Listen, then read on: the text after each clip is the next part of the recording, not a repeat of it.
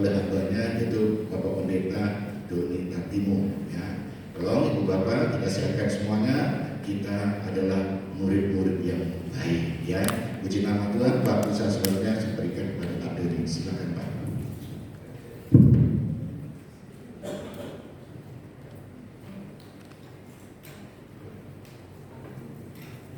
Shalom semua. Ya, mari sama-sama kita buka Alkitab kita pada Markus pasal 8, Markus pasal 8 ayat yang ke-22. Markus pasal 8 ayat yang ke-22. Markus 8 ayat 22. Di sana Anda akan menemukan perikop Tuhan Yesus menyembuhkan orang buta di Betsaida. Betsaida, Bet berarti rumah, Saida berarti ikan. Betsaida berarti rumah ikan. Kenapa disebut rumah ikan? Sebab kota ini, kampung ini terletak di salah satu kota yang terletak di pesisir Danau Galilea. Jadi kemungkinan besar mereka yang hidup di kota ini punya profesi dan pekerjaan sebagai nelayan. Tetapi yang membuat kota Betsaida ini terkenal dalam Alkitab menurut saya bukanlah itu. Yang membuat kota ini terkenal dalam Alkitab adalah sebab ini satu dari 3 kota yang dikutuk oleh Tuhan Yesus. Kalau Anda masih ingat ada 3 kota atau 3 kampung yang dikutuk oleh Yesus, Betsaida, Kafarnaum, dan Korazim. 3 kota itu hari ini sudah hancur lebur. Beberapa ratus tahun yang lalu terjadi gempa yang besar dan menghancurkan 3 kota ini dan tak terbangunkan sampai hari ini. Nah, kenapa Tuhan Yesus mengutuk 3 kota ini? Jawaban sederhananya adalah Dia berkata, sebab seandainya engkau sudah banyak melihat mujizat, tetapi seandainya Sodom dan Gomora melihat mujizat yang terjadi di kota ini, maka Sodom dan Gomora tidak akan ada dalam penghakiman Tuhan, sebab mereka akan bertobat. Artinya mereka banyak melihat mujizat Tuhan, tetapi persoalannya adalah mereka tidak pernah dibawa kepada pertobatan yang sejati. Anda bertanya kepada saya, dari mana saya tahu seseorang mengalami pertobatan yang sejati, Pak? Jawaban saya sederhana, pertobatan sejati selalu ditandai dengan perubahan kehidupan. Sama-sama dengan perubahan hidup, sama-sama dengan perubahan hidup adalah tanda dari pertobatan yang sejati. Sekali lagi, sama-sama, perubahan hidup adalah tanda dari pertobatan yang sejati. Anda lihat berarti mujizat demi mujizat Tuhan Yesus lakukan bukan hanya sebagai jawaban akhir Tuhan atas doa-doa kita, tetapi mujizat Tuhan Yesus lakukan dalam hidup seseorang supaya kita bisa mengenal Dia dengan lebih dalam. Hanya 1 orang yang bilang amin, yang lain alhamdulillah mereka yang bilang amin. Lama tidak berjumpa, semoga Anda masih ingat saya adalah pendeta yang semakin cepat Anda bilang amin, semakin cepat khotbah saya selesai. Amin, baik, selesai. Mujizat Tuhan lakukan bukan dalam hidup seseorang, bukan hanya sebagai jawaban akhir Tuhan atas doa orang itu, tetapi mujizat Dia lakukan adalah supaya orang itu bisa mengenal Dia dengan lebih dalam. Amin. 2 orang lagi, 3 orang. Bakal panjang buat Bapak ini. Semakin banyak kita menerima mujizat, seharusnya semakin mudah bagi kita untuk mengucap syukur dalam segala keadaan. Semakin banyak kita menerima mujizat, seharusnya iman kita tidak mudah untuk digoyahkan oleh keadaan. Semakin banyak kita terima mujizat, seharusnya lebih murah hati kita kepada orang lain. Semakin banyak kita terima mujizat, seharusnya lebih mudah kita untuk mengampuni mereka yang bersalah pada kita. Sebab mujizat ada untuk mengajarkan kita makin dalam tentang hatinya Tuhan. Oleh sebab itu, ketika Anda menerima mujizat makin banyak, seharusnya kita bukan makin sombong, tetapi kita makin rendah dan makin rendah dan makin rendah. Semakin banyak kita terima mujizat, seharusnya kita tidak makin pelit, tetapi semakin banyak kita terima mujizat, seharusnya kita makin murah hati. Oleh sebab itu Dia buat mujizat. Lihat ayat 22. Nah, langsung saja. Kayaknya tinggal 3 orang yang bilang amin dari tadi. Ayat 22, ayat 22. Kemudian tibalah Yesus dan murid-muridnya di Betsaida. Di situ orang membawa kepada Yesus orang buta, dan mereka memohon kepadanya supaya dia menjamah orang itu. Garis bawahi kata orang buta. Menarik sekali, waktu Tuhan Yesus sampai di kampung itu, mereka keluar mendapati Yesus, meminta Yesus menyembuhkan orang buta. Saya percaya orang ini lahir pasti punya nama. Yang setuju katakan amin. Orang ini lahir selama dia masih punya orang tua, dia pasti diberi nama. Entah namanya Matius, entah namanya Lukas, entah namanya Nehemia, apakah mau Yeremia, apakah mau Obadja, Yakobus. Orang ini pasti punya nama. Menarik sekali ketika waktu berjalan, orang banyak tidak lagi memanggil dia dengan namanya, tetapi orang banyak mulai memanggil dia dengan keadaannya. Sekali lagi, saya percaya orang ini lahir pasti punya nama. Sekali lagi yang setuju katakan amin. Orang ini pasti punya nama. Tetapi anehnya hari itu orang tidak memanggil dia dengan namanya. Orang tidak bilang, hei Lukas kemari, hei Matius kemari, hei Yakobus kemari, hei Nehemia kemari. Mereka tidak panggil dengan namanya, tetapi mereka panggil berdasarkan keadaannya. Mereka panggil dia, hei orang buta. Saya percaya bahwa salah satu pekerjaan iblis yang paling utama dalam hidup manusia adalah iblis bekerja untuk menghancurkan identitas seseorang. Sama-sama bilang identitas. Apa itu identitas? Identitas adalah siapa saya yang sesungguhnya. Itu identitas. Identitas adalah siapa saya yang sesungguhnya. Kalau saya tanya sama Anda siapa kamu sesungguhnya, dan Anda berkata, oh nama saya Roni. Perhatikan baik-baik, Roni adalah nama, Roni bukan identitas. Saya tanya sama Anda siapa Anda sesungguhnya, Anda bilang, oh saya pegawai karyawan swasta di kantor ini. Saya berkata itu adalah pekerjaan, itu bukan identitas. Sekalipun KTP itu disebut kartu identitas, tetapi nama di KTP itu bukan identitas. Tanggal lahir Anda, sio Anda, bintang Anda, itu bukan identitas Anda. Nama keluarga Anda, itu bukan identitas Anda. Anda berasal dari keluarga mana, itu bukan identitas Anda. Golongan darah Anda bukan identitas Anda. Status pernikahan, status sosial, strata kekayaan Anda, itu bukan identitas Anda. Semua itu bukan identitas. Identitas adalah siapa saya yang sesungguhnya. Seandainya saya melepaskan kekayaan saya, seandainya saya melepaskan kekuasaan jabatan pekerjaan saya, siapa saya tanpa nama besar keluarga saya? Siapa saya tanpa semua kesuksesan keberhasilan saya? Siapa saya tanpa semua koneksi saya? Siapa saya tanpa agama saya? Siapa saya tanpa semua perbuatan saya? Siapa saya tanpa reputasi? Siapa Anda sesungguhnya tanpa semua itu? Tanpa kekayaan, tanpa kekuasaan, tanpa kepintaran, tanpa kemampuan, tanpa koneksi, tanpa prestasi, tanpa reputasi, tanpa nama besar keluarga, tanpa kekayaan yang Anda miliki, status sosial Anda, uang di bank Anda, tanpa semua itu, siapa Anda sesungguhnya? Sama-sama bilang identitas. Sama-sama bilang identitas. Lukas pasal 22 ayat 31, saya selalu suka menggunakan ayat ini untuk menjelaskan soal identitas. Lukas 22 ayat 31, Alkitab berkata, Tuhan Yesus berkata begini, ayat 31, Simon, Simon, lihat iblis telah menuntut untuk menampi kamu seperti gandum. Coba Anda lompat ayat 34, ayat 34, tetapi Yesus berkata, aku berkata kepadamu, ayat 34, tetapi Yesus berkata, aku berkata kepadamu siapa? Petrus. Menarik bukan? Dia panggil satu orang yang sama dalam waktu yang hampir bersamaan dengan dua nama yang berbeda. Dia panggil satu orang yang sama dalam waktu yang hampir bersamaan dengan dua nama yang berbeda. Nomor 1 ayat 31 dia panggil orang itu siapa? Simon. Nomor 2 ayat 34 tiba-tiba dia panggil orang itu dengan nama siapa? Berarti nama orang ini yang benar siapa? Tolong jangan langsung jawab Simon Petrus. Tidak ada nama Simon Petrus dalam Alkitab. Ada bilang ada ayatnya. Saya tunjuk ada. Saya tetap akan bilang tidak ada. Anda bilang ada, saya tetap bilang tidak ada. Anda bilang ada, saya bilang tidak ada. Anda bilang ada, tidak ada. Anda bilang ada. Siapa yang pegang mic? Dia yang menang.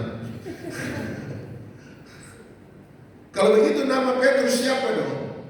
Anda tanya sama saya akan jawab. Nama Petrus yang benar adalah Simon. Anda bilang, nah kan Simon Petrus kan? Bukan Simon. Simon siapa? Simon anaknya Yunus. Simon bin Yunus. Dalam Matius pasal 16 atau dalam Yohanes 21, Simon bin Yohanes. Sebab Yunus dan Yohanes punya makna yang sama.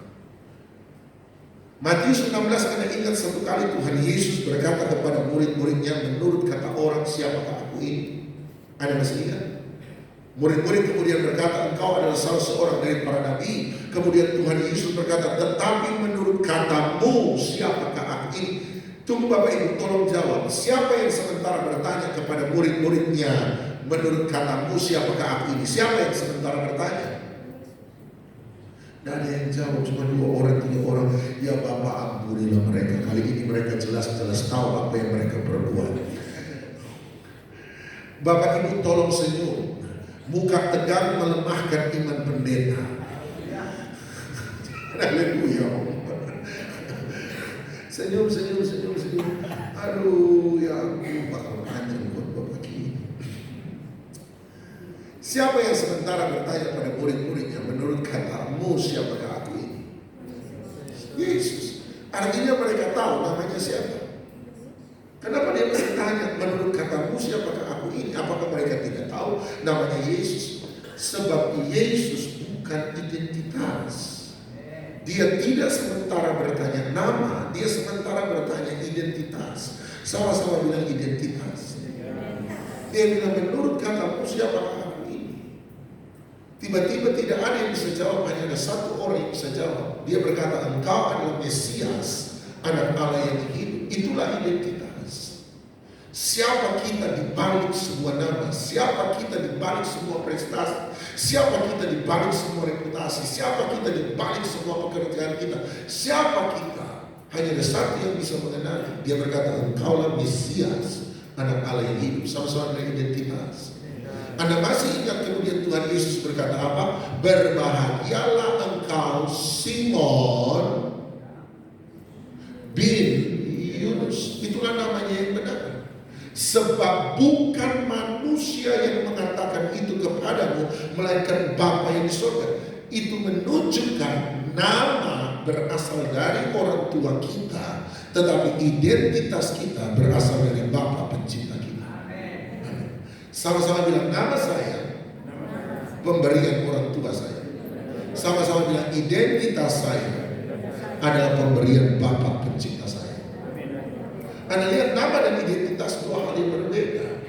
Makanya dia berkata, berbahagialah Simon bin Yunus, sebab bukan manusia yang mengatakan, sebab identitas tidak berasal dari manusia, melainkan Bapakku yang di surga. Identitas lahir dari pencipta kita. Kemudian Tuhan Yesus berkata, dan aku akan memanggil engkau Petros. Sejak hari itu nama Simon berubah menjadi Petrus. Aku memanggil engkau Petrus. Kenapa dipanggil Petros? Sebab di atas Petra ini, batu karang ini, aku akan mendirikan gereja. Sejak hari itu orang memanggil dia dengan nama Petrus. Dia dipanggil dengan nama Petrus. Sampai Lukas 22:31, tiba-tiba Petrus dipanggil dengan namanya yang lama, Simon. Kenapa Tuhan Yesus memanggil Petrus dengan namanya yang lama? Sederhana, dia bukan lupa namanya sudah diganti jadi Petrus, tetapi Tuhan Yesus memanggil Petrus dengan nama yang lama sebab ada konteks pekerjaan iblis di sana. Sebab dia berkata, lihat iblis. Berarti Tuhan Yesus mau menunjukkan kepada setiap kita pembaca Alkitab bahwa iblis bekerja nomor 1 untuk menghancurkan identitas kita. Iblis mau mengubah dari identitas kita yang baru di dalam Kristus kembali kepada identitas kita yang lama. Iblis selalu bekerja untuk mengubah kehidupan kita yang baru di dalam Yesus supaya kita selalu kembali kepada hidup yang lama. Dia mau mengubah dari Petrus berarti batu karang yang kuat, iman yang tidak mudah digoyahkan oleh keadaan, dikembalikan kepada Petrus. Petrus itu apa? Bulu yang kalau angin tiup ke kiri dia ke kiri, angin tiup ke kanan dia ke kanan. Iman yang mudah untuk digoyahkan oleh keadaan. Itu sebabnya ayat berikutnya Tuhan Yesus berkata, aku berdoa supaya imanmu jangan gugur. Kenapa dia berdoa supaya iman Petrus tidak goyah, iman Petrus tidak gugur? Sederhana, sebab ini sementara mengubah Petrus menjadi Simon. Dia mau mengubah identitas kita. Sama-sama bilang identitas.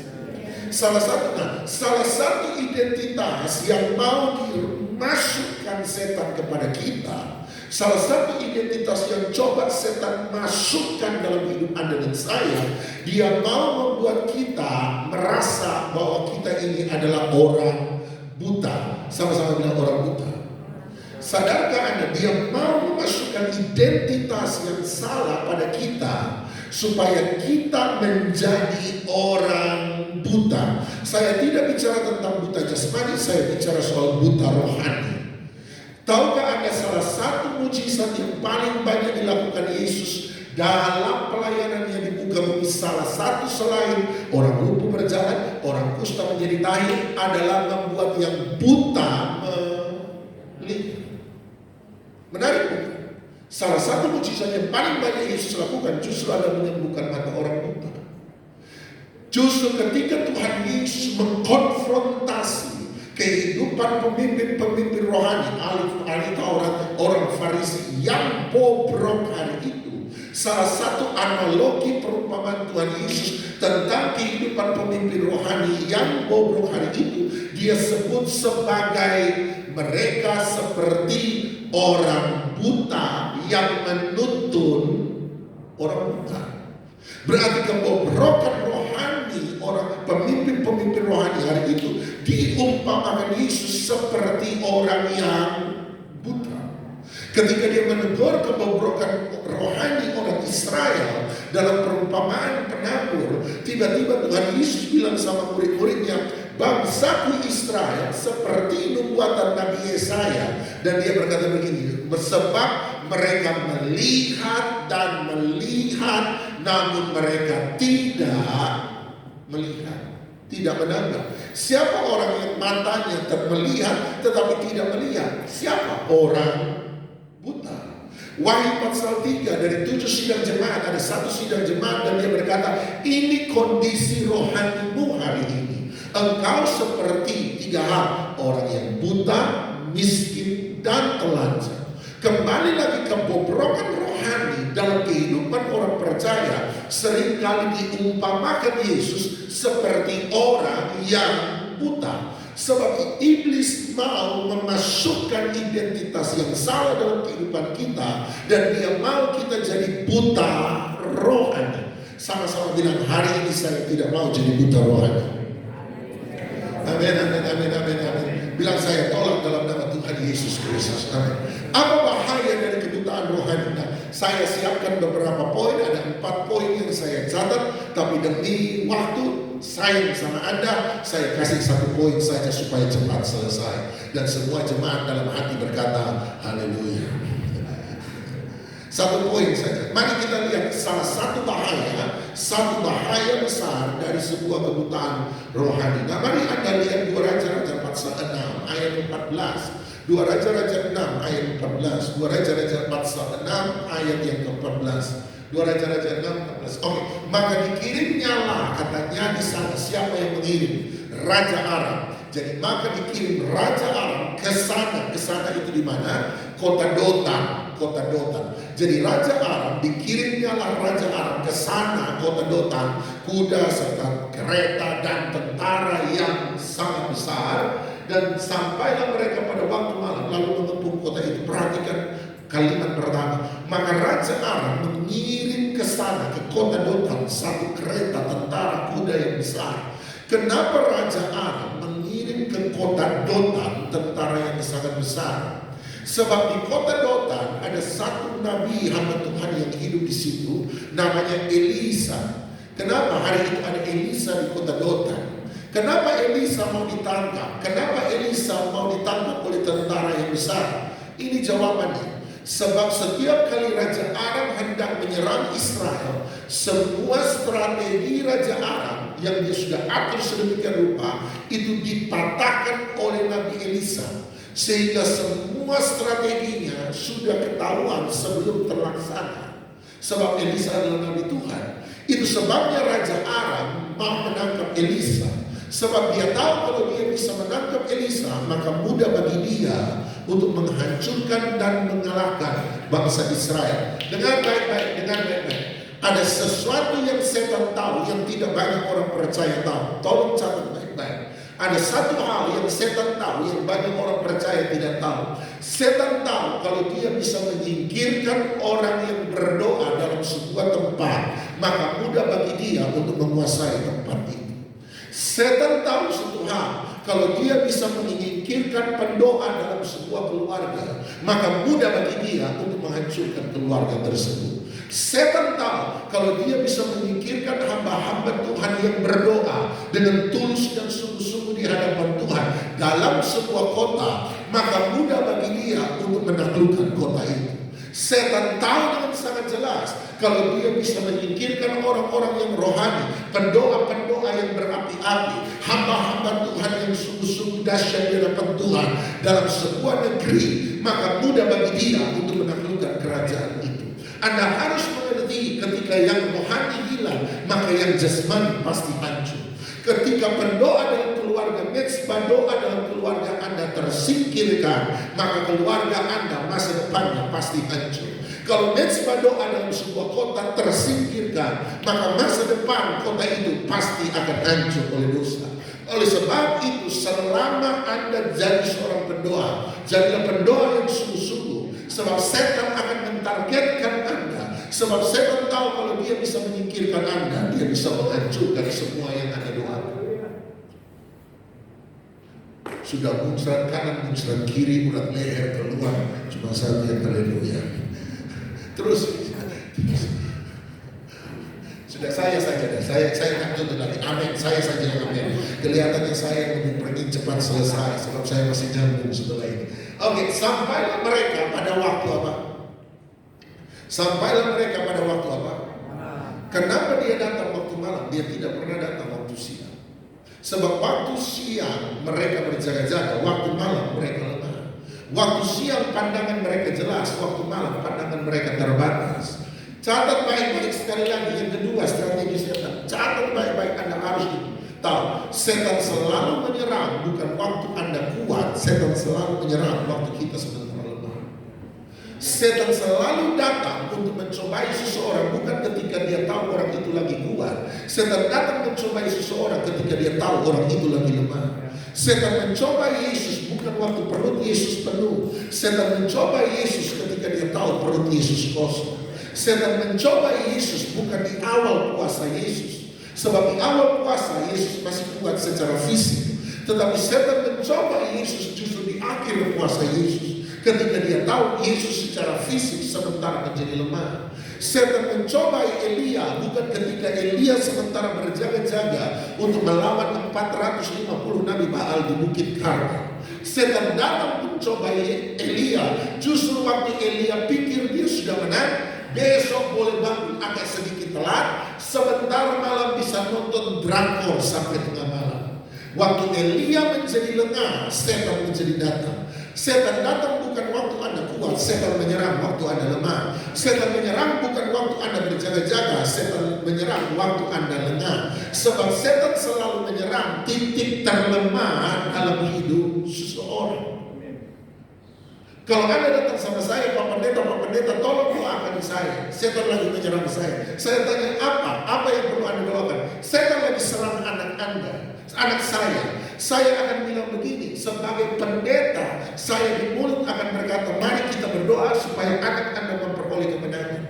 Tetapi dalam pikiran saya mau tanya sama Anda, tolong Anda pikirkan baik-baik. Kenapa hari itu setan menyerang anak saya, tidak menyerang hubungan suami istri kamu? Kenapa hari itu yang setan serang adalah anak saya, bukan menyerang kesehatan saya? Coba Anda pikirkan. Sebab titik terlemah Anda hari itu ada pada anak. Dia menyerang titik terlemah, tetapi dia tidak menyerang titik terkuat Anda, dia menyerang titik terlemah Anda. Pak Pendeta, tolong doakan saya. Kenapa? Setan lagi serang pekerjaan saya. Pertanyaan saya, oke, mari kita berdoa. Tapi pertanyaan saya, tahukah Anda kenapa setan menyerang pekerjaan Anda? Kenapa dia tidak menyerang pelayanan Anda? Kenapa dia tidak menyerang keluarga Anda? Kenapa dia menyerang pekerjaan Anda? Sebab titik terlemah Anda ada di pekerjaan. Titik terlemah Anda hari itu ada pada pekerjaan. Kalau dia bisa menghancurkan pekerjaan Anda, tiba-tiba suami istri mulai bertengkar. Sebab keuangan mulai merosot. Ketika istri dan suami bertengkar, anak-anak juga hubungan dengan orang tua tidak menjadi baik. Ketika semua itu jadi suami stres, penyakit mulai datang. Ada banyak orang berpikir masalah datang bertubi-tubi. Sebenarnya bukan masalah datang bertubi-tubi. Setan berhasil menghancurkan titik terlemah Anda. Dan titik terlemahmu sekarang menjadi pintu masuk bagi setan untuk menghancurkan semua yang lain. Oleh sebab itu jaga baik-baik titik terlemah Anda. Ketika dia menyerang di situ, jangan tunggu lama. Anda harus belajar menjaga di mana dia menyerang. Sebab sama seperti penyakit diabetes. Tahu penyakit gula, diabetes? Aneh kan? Ada orang gula darahnya tinggi, matanya jadi buta. Tapi ada glukoma. Tapi ada orang gula darah tinggi, tiba-tiba kita temukan dia gagal ginjal. Kenapa penyakitnya sama? Diabetes. Tapi yang situ buta, sementara di situ gagal ginjal. Sederhana Bapak Ibu. Kenapa? Sebab diabetes selalu menyerang organ tubuh yang paling lemah. Setan sama seperti diabetes, the mother of all evil, sumber dari semua kejahatan. Dia selalu menyerang titik terlemah dalam hidup anak saya. Terus ayat 15. Waktu berjalan terus. Ketika pelayan abdi Allah bangun pagi-pagi dan pergi keluar, maka tampaklah suatu tentara dengan kuda dan kereta ada di sekeliling kota itu. Lalu berkatalah bujangnya itu kepadanya, celaka tuanku, apakah yang akan kita perbuat? Ayat 16 jawabnya sama-sama 1, 2, 3. Jangan takut, sebab lebih banyak yang menyertai kita daripada yang menyertai mereka. Lalu berdoalah Elisa sama-sama 1, 2, 3. Ya Tuhan, bukalah kiranya matanya supaya dia melihat. Maka Tuhan membuka mata bujang itu sehingga Elisa berdoa supaya Tuhan membuka mata bujangnya. Bujangnya bisa melihat secara jasmani. Kenapa dia diminta untuk dibukakan matanya? Sebab kebutaannya bukan kebutaan jasmani. Kebutaannya adalah kebutaan rohani. Nah, kenapa matanya rohani yang perlu dibuka? Ayat 16 berkata, supaya dia bisa melihat bahwa yang menyertai mereka lebih besar daripada yang melawan mereka. Kenapa dia perlu melihat bahwa yang menyertai mereka lebih besar daripada yang melawan mereka? Sebab kalau tidak, dia tetap akan ada, ayat 16 tuh, dia tetap akan ada dalam ketakutan. Makanya ayat 16 Elisa berkata, jangan takut. Bahaya pertama ketika orang hidup di dalam kebutaan rohani, dia selalu ada dalam ketakutan.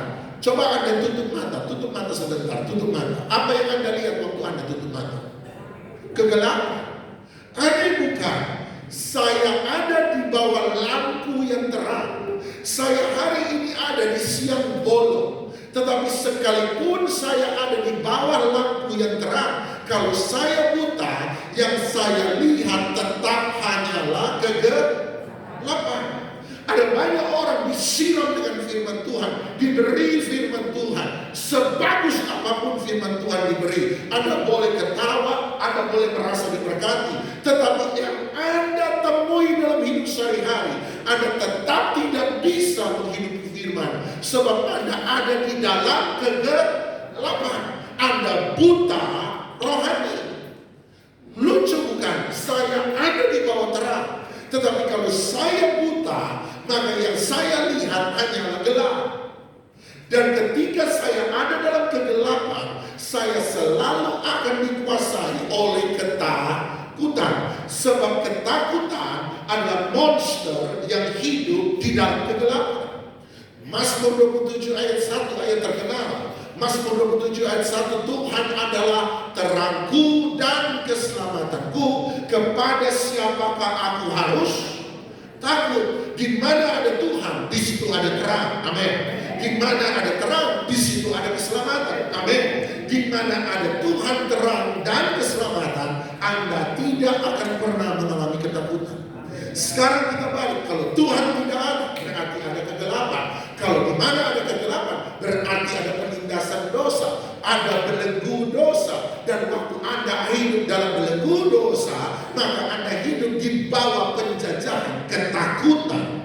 Itu hasilnya. Tuhan terang, di mana ada terang, keselamatan, di mana ada terang dan keselamatan, aku tidak akan takut. Berarti ketika kegelapan hadir, maka dosa muncul, dan ketika dosa muncul, kita dibelenggu oleh ketakutan. Ketakutan adalah monster yang hidup di dalam kegelapan. Mana yang lebih menakutkan? Berjalan di kuburan tengah siang bolong, atau berjalan di tengah kuburan malam-malam gelap? Malam gelap. Sebab dalam kegelapan, selang air terlihat seperti ular, kain putih terlihat seperti pocong. Artinya ketika Anda ada dalam kegelapan, Anda hidup dalam tipuan setan. Lihat Keluaran 14 ayat 10. Keluaran 14 ayat 10. Keluaran pasal 14 ayat 10. Keluaran 14 ayat 10. Ketika Fir'aun telah dekat, orang Israel menoleh. Sama-sama bilang menoleh. Orang Israel menoleh, maka tampaklah orang Mesir bergerak menyusul mereka. Lalu sangat ketakutanlah bangsa Israel. Kenapa mereka sangat ketakutan? Alkitab berkata sebab mereka menoleh. Menoleh dari mana? Orang Israel ketika keluar dari Mesir menuju tanah Kanaan, mereka dipimpin oleh tiang awan, tiang api. Tiang awan, tiang api. Api bicara soal terang. Jadi mereka berjalan mengikuti api, mengikuti terang. Tetapi ketika Fir'aun dan tentaranya datang, Alkitab berkata mereka menoleh. Berarti kalau di depan mereka hari itu ada api, ada terang, berarti di belakang mereka yang ada hanyalah kegelapan. Ketika mereka menoleh dari terang kepada kegelapan, maka mereka akan ada dalam ketakutan. Ketika Anda punya masalah, Anda selalu punya dua pilihan. Sama-sama bilang saya punya dua pilihan. Ketika Anda punya masalah, Anda selalu punya dua pilihan. Nomor satu, Anda berfokus kepada Tuhan yang berfirman dan memperbesar iman, atau Anda berfokus pada keadaan memperbesar ketakutan. Amin. Kalau Anda punya masalah, Anda selalu punya dua pilihan. Anda mau terus berfokus pada Tuhan yang berfirman, dengan demikian Anda memperbesar iman, atau Anda menoleh melihat pada keadaan yang mengkhawatirkan sehingga Anda memperbesar ketakutan. Saran saya sebagai hamba Tuhan, di belakang Anda boleh menakutkan, tapi pandang pada terang yang menyelamatkan. Ada satu kali jemaat bilang, sekarang jemaat pinter-pinter, jemaat pinter-pinter, bagus sih, tetapi suka debat pendeta sekarang. Mereka bilang begini, ada satu jemaat, padahal dibaca lagi, lalu sangat ketakutanlah orang Israel dan mereka berseru-seru pada Pak Doni, biar ketakutan jelek, tapi minimal waktu mereka takut mereka berdoa. Saya bilang iya pantasnya. Jadi berarti ketakutan bisa buat orang berdoa. Saya bilang iya bisa. Ketakutan bisa buat berdoa. Makanya Tuhan kasih masalah terus supaya Anda berdoa terus. Saya bilang begini, betul ketakutan bisa membuat orang berdoa. Tetapi orang yang berdoa karena ketakutan, doanya akan dipenuhi oleh keluhan.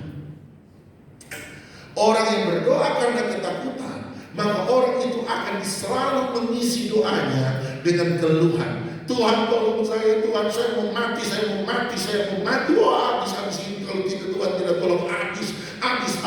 Selalu diisi dengan keluhan. Tuhan, betul ketakutan bisa mendorong Anda berdoa, tapi Tuhan mau Anda berdoa bukan karena ketakutan, tapi karena keberanian. Kisah Rasul 4 ayat 29 saya selesai.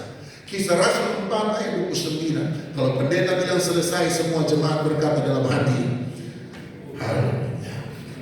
Dan sekarang ya Tuhan, lihatlah bagaimana mereka mengancam kami, bagaimana mereka menekan kami, bagaimana mereka menganiaya kami, bagaimana mereka bawa persoalan dalam hidup kami, bagaimana masalah itu datang dalam kehidupan kami. Tapi lihat, berikanlah kepada hamba-hambamu apa? Keberanian untuk memberitakan firman. Doa tidak boleh diisi oleh ketakutan. Masalah bukanlah penentu jadwal doa Anda. Masalah bukanlah penentu agenda doa Anda. Kalau doa Anda ditentukan oleh agenda datangnya masalah dalam hidup Anda, berarti hidup Anda disetir oleh setan. Hari itu masalah boleh datang, tapi mereka berdoa dan berkata, kami minta satu dalam doa kami apa? Beri kami keberanian untuk memberitakan firman. Doa harus didorong oleh keberanian. Ayat 30, hasil dari doa yang berani. Dia berkata, ulurkanlah tanganmu menyembuhkan orang. Adakanlah tanda-tanda dan mujizat-mujizat oleh nama Yesus hamba-Mu yang kudus. Lihat, keberanian selalu membawa pada mujizat. Kita berpikir Tuhan tolong saya dulu baru saya berani. Kisah Rasul 4 berkata, berani dulu maka engkau akan melihat mujizat dari Tuhan. Jangan-jangan hari ini mujizat sudah jarang di gereja sebab doa kita adalah doa-doa penakut. Hari ini kita jarang melihat mujizat di gereja sebab doa-doa kita adalah doa-doa yang menentang. Doa-doa kita adalah doa-doa yang dipenuhi dengan kesungkanan kepada Tuhan dalam tanda kutip. Doa-doa kita adalah doa-doa yang lemah. Itu sebabnya kita sudah tidak banyak melihat mujizat hari ini. Doa-doa yang tidak lagi berani bertaruh percaya penuh kepada Tuhan. Doa-doa yang selalu punya sekocik penyelamat. Seandainya Tuhan tidak tolong saya masih punya orang lain untuk menolong saya. Kita tidak pernah bergantung sungguh-sungguh pada Tuhan. Doa seringkali bukan pilihan satu-satunya dalam hidup kita. Doa seringkali kita jadikan sebagai pilihan terakhir dalam penyelesaian masalah kita. Selama Anda merasa Anda masih punya pilihan lain selain Tuhan, selama Anda masih merasa Anda punya pilihan lain selain doa, Anda tidak akan pernah melihat mujizat dalam doa. Doa bukan pilihan terakhir dalam solusi pekerjaan kita. Doa adalah pilihan satu-satunya dalam kehidupan kita. Hasilnya ayat 31 saya tutup dengan ini ayat 31. Dan tanda Tuhan setuju dengan apa yang mereka doakan. Tanda Tuhan setuju bahwa doa itu harus lahir dari keberanian. Alkitab berkata, maka mereka tempat mereka berdoa, Tuhan goncangkan hari itu. Catat baik-baik. Ruang doa kita adalah termostat kebangunan rohani dalam hidup kita. Kalau ruang doa Anda panas, maka revival itu akan panas. Kalau ruang doa Anda dingin, maka revival pun akan menjadi dingin. Kalau ruang doa Anda bergoncang, berarti Tuhan siap untuk menggoncangkan dengan revival keluarga Anda. Kalau ruang doa Anda sudah Tuhan goncangkan, berarti Tuhan sudah siap untuk menggoncangkan kota di mana kita berada dengan revival dan kebangunan rohani. Baca semua sejarah kebangunan rohani. Sebuah kebangunan rohani sejati selalu dimulai dari ruang doa. Sebab bahan bakar untuk api kebangunan rohani adalah lutut dalam hidup Anda dan saya.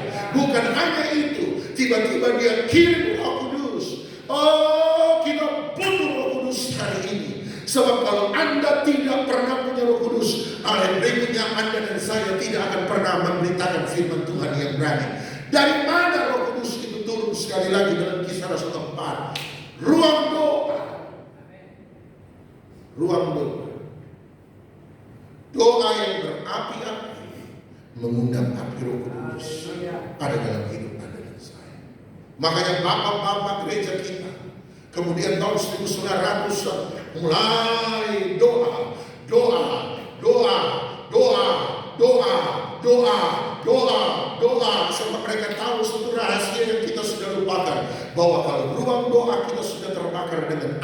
kebangunan rohani, maka Roh Kudus turun melawat setiap orang. Doa. Saya berdoa hari ini api roh Anda, api doa Anda belum padam. Sebab kalau api doa Anda sudah padam, doa adalah termostat kebangunan rohani. Mari kita datang. Sanda pata kaya ramase, seya nama takaya ramasun betakaya, kia ramashanda takaya ramashande tekaya ramashanda, shanda kaya ramashanda. Bakar doa kami, bakar doa kami, bakar doa kami dengan api doa, dan curahkan rohmu sekali lagi kepada setiap yang berseru. Bakar, bakar, bakar, bakar, bakar, bakar hati kami dengan kerinduan. Bakar hati kami dengan kerinduan. Mengalir kuasa. Bakar hati kami dengan kerinduan. Shanda takaya rama shede betekia rama shede. Kia rama shede de de de de de de de de de de tekia rama shede. Kia rama shanda kaya rama shanda pata kaya rama shede. Haleluya, haleluya, haleluya, haleluya, haleluya, haleluya, haleluya, haleluya. Tuhan, tolong, Tuhan, tolong, Tuhan, tolong, Tuhan, tolong, Tuhan, tolong, Tuhan, tolong. Terima kasih. Mari sama-sama bangkit berdiri, mengalir kuasa dari tempat maha tinggi. Bapa Engkau mulia.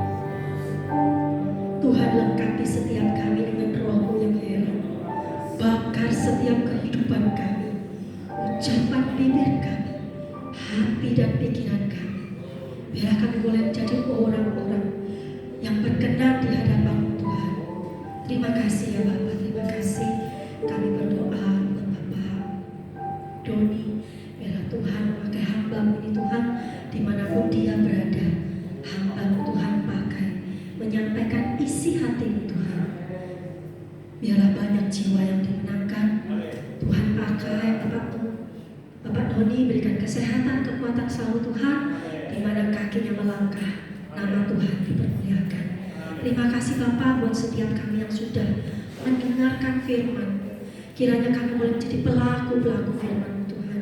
Kami boleh menjadi orang yang mengasihi Tuhan lebih lagi. Rindu menyenangkan Terima kasih ya Bapak, terima kasih. Biar yang lama sudah berlalu, yang baru sudah datang. Terima kasih Tuhan karena janji-Mu kekal dan abadi, sempurna adanya. Terpujilah nama-Mu Tuhan. Sebentar lagi kami akan berikan persembahan. Biarlah Tuhan mengurapi, memberkati setiap tangan-tangan yang memberikan. Kami boleh kembalikan untuk kemuliaan nama Tuhan di tempat ini. Pakai untuk pekerjaan di tempat ini. Nama Tuhan dipermuliakan. Terima kasih ya Bapak, terima kasih untuk hari yang Tuhan berikan buat setiap kami. Dalam nama Tuhan Yesus Kristus, kami berdoa dan mengucap syukur. Haleluya. Amin. Silakan duduk. Kasih Tuhan begitu besar, lebih kuat dari setiap dosa-dosa kita.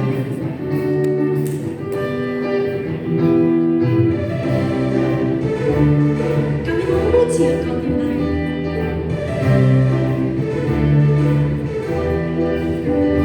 Kasih yang begitu besar, lebih kuat dari dosa.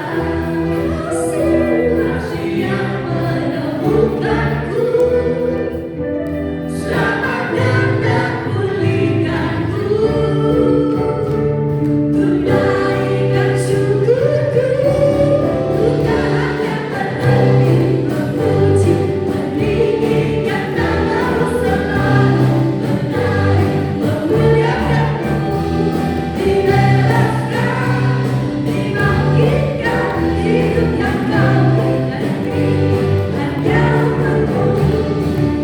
Kami bersyukur Tuhan. Haleluya.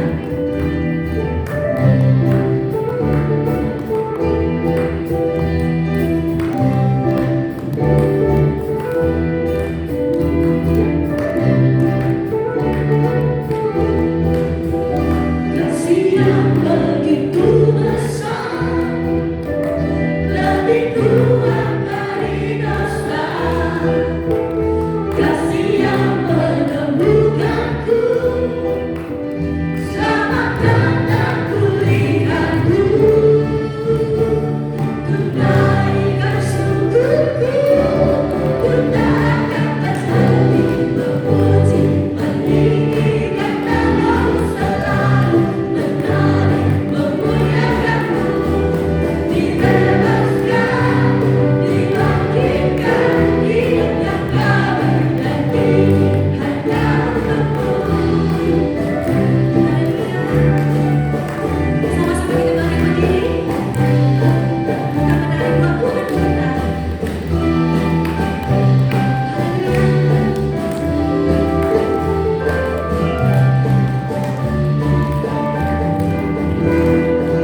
Tunaikan syukurku, tunaikan syukurku, takkan berhenti memuji, meninggikan nama-Mu selalu, menarik, memuliakan-Mu, dibebaskan, dibangkitkan, hidup yang Kau berikan ini hanya untukmu, hidup yang Kau berikan ini hanya untukmu, hidup yang Kau berikan ini hanya untukmu.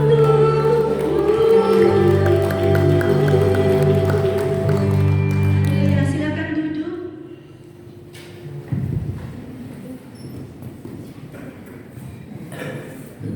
Puji Tuhan. Terima kasih buat setiap persembahan dari Bapak Ibu dan saudara-saudara semua. Biar Tuhan mengembalikan berlipat kali ganda. Ya. Atas nama Bapak Gembala, pengurus dan jemaat juga mengucapkan banyak terima kasih buat Bapak Pendeta Doni Tatibo lewat pengajaran kebenaran firman Tuhan yang luar biasa yang dibagikan buat setiap kita hari ini.